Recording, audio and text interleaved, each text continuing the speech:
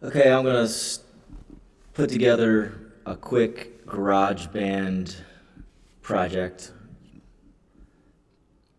using the chords to the song that I wrote. Okay, when you open up GarageBand, you're gonna come up with something that looks like this or like this. But what you want to do is you want to start a new project. So go up to your left hand side, click on the paper icon, push plus on the right hand side, and now you have a new project. What I'm going to do is I'm going to lay down a drum track first. Click on drums, acoustic.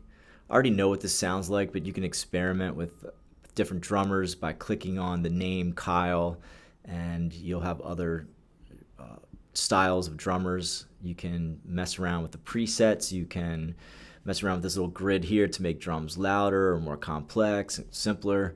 Lots of little things that you can do. I'm going to go up to this right hand side gear icon, press that. I can change the tempo, I can change the time signature, and I can also change the key signature. My song is in the key of G. It's not in the key of C. If it was in the key of C, I'd leave it. I'm going to go to key signature. I'm going to switch it to G. And then get out of that. And now I'm going to change the length of my song. I'm going to go to the plus sign on the right-hand side. And I'm going to make the A section is 8 measures, but I'm going to add a B section, another 8 measures. All right. Before I get out of this menu, I'm going to highlight all sections. That's important to do, or else you won't be able to record both sections of your song all together. So you want to click on all sections. Okay, so now I'm out of there. And now I have a 16 measure beat.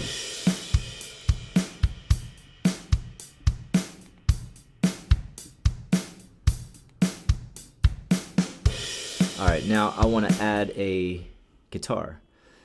So I'm going to go here, the track section, and I'm going to add a track. I want to add my acoustic guitar, so I'm using a microphone, and I'm also using headphones. It's important to use headphones when you're recording because you can get some feedback issues. You can also get some bleeding issues. And a bleed is when you're recording an instrument and you hear the track that you're playing to along with it. So if I'm recording, I don't have my headphones on, I'll hear the drums in my guitar track. You want everything isolated, so use headphones. And if you have headphones with a built-in microphone, that's fine. You could just use that microphone. All right, instrument. All right, so now I have my guitar ready to go. I'm gonna push monitor on so I can hear my guitar in my headphones. Get a level, you can mess around with your level here. Alright, so I'm gonna go ahead and record my song. I'm gonna push record.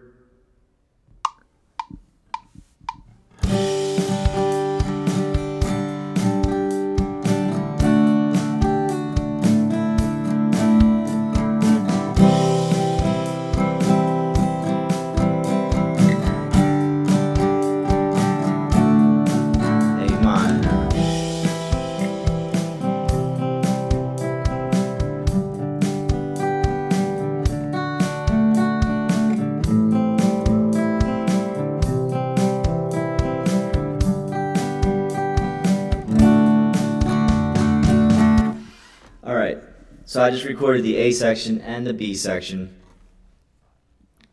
I can listen back to it. Click on the plus or the track icon. I can change the level.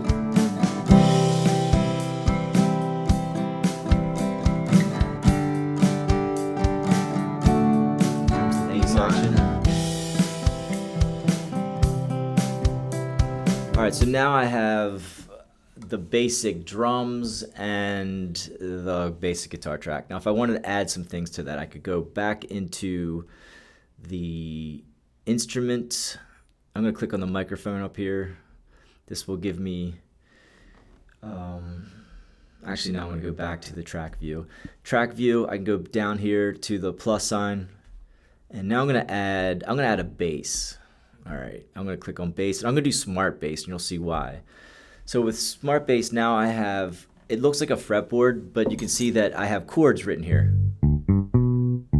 And I can push all along here and get the notes that I need for a G bass line. And then when I switch to C, I can go to C, I can go to D. But I'm going to make it even simpler than that. I'm going to go to an autoplay. So now all I have to do is push G, and it's going to give me a bass line that automatically syncs up with the beat. All right, so now I'm going to go back to the beginning, and I'm going to play along with, I'm going to just click on the chord. When it's time to, click on G, I'll click on G, and then I'm going to switch to C. So I'm just going to follow the chord progression that I just laid down. So I'll push record, that's the red button. And I'll hit G.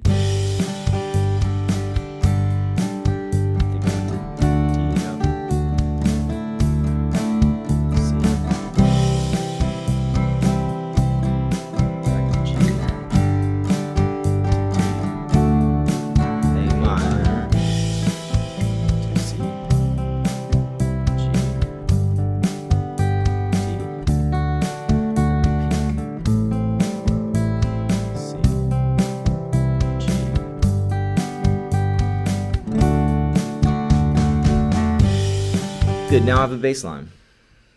Now let's add a keyboard line. So if you don't have a guitar, this is what you probably do for your second step after a drum beat. You can do this if you're without a guitar. You click on the plus again, add a track, and this time I want to go to keyboards. You could also go to the guitar as well, but I would stick with the keyboard. And I'm gonna make it simple. I'm gonna go to the smart piano. And now if you look, I have strips. I have G, C, D, A minor is another chord that I used. And so this song only has 4 chords, G, C, D for the A section, and then A, C, G, D for the B section. And I'll make it simple too. I can play along, I can go like this. I can hit that G strip if I wanted to, but I don't want to do that. I want to make it simple. I could also play like a regular keyboard, but you don't want to do that unless you already know how to play the keyboard. All right, so I'm going to stick with the smart keyboard, and I'm going to do like an autoplay. Let me see. So I can try each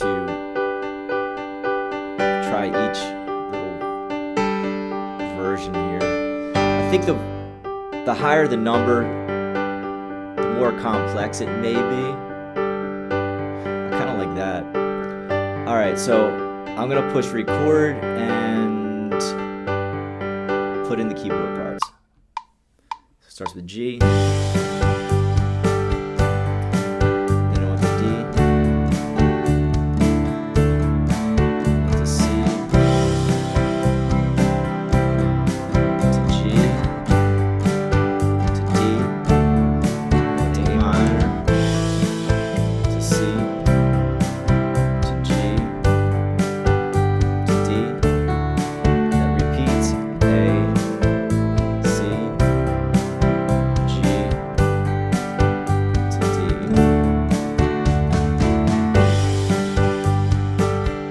Alright, so now I have a pretty complete song. I'm going to go back and let's add another track. Let's do some strings. I'll click on strings and we'll do smart strings again. And you can see I have the strips. If you click on bass, it will X out the bass. I don't want bass. And I don't want cello. I want all the higher strings. I already have a bass in the song. And now you can hear the strings. And I'm going to make it simple, autoplay. I don't know if I like that one. Here's number 3.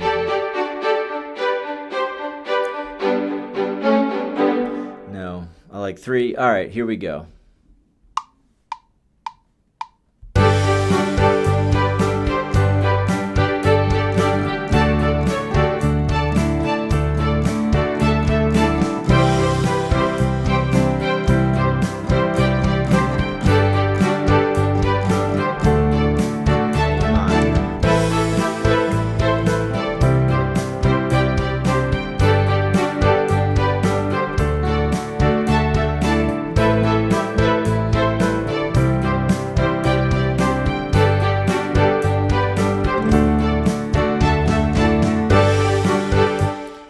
All right, that's the strings are too loud. So if I wanted to adjust that, I can go in here, and you have this. If you can pull this left hand side in or out. I'm gonna pull it out, and I can push play and work on levels here. So I'll turn down the strings. I like a nice loud bass.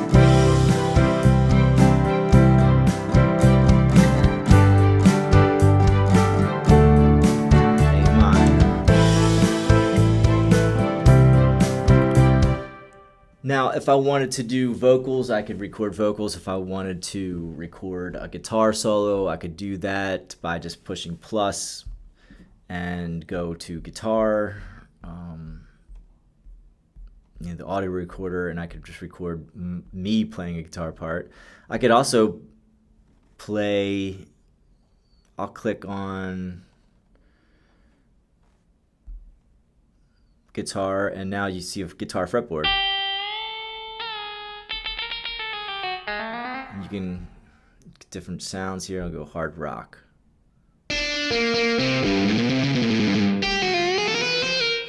All right, if this can get kind of complicated when you're dealing with instruments like this, when you have the actual, the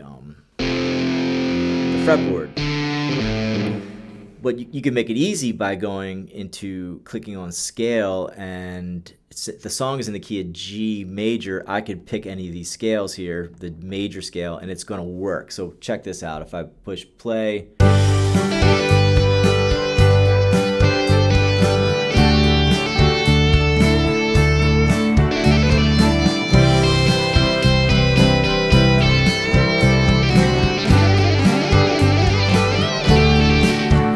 so all those notes work because it's just the C scale, and I'm only going up and down one string.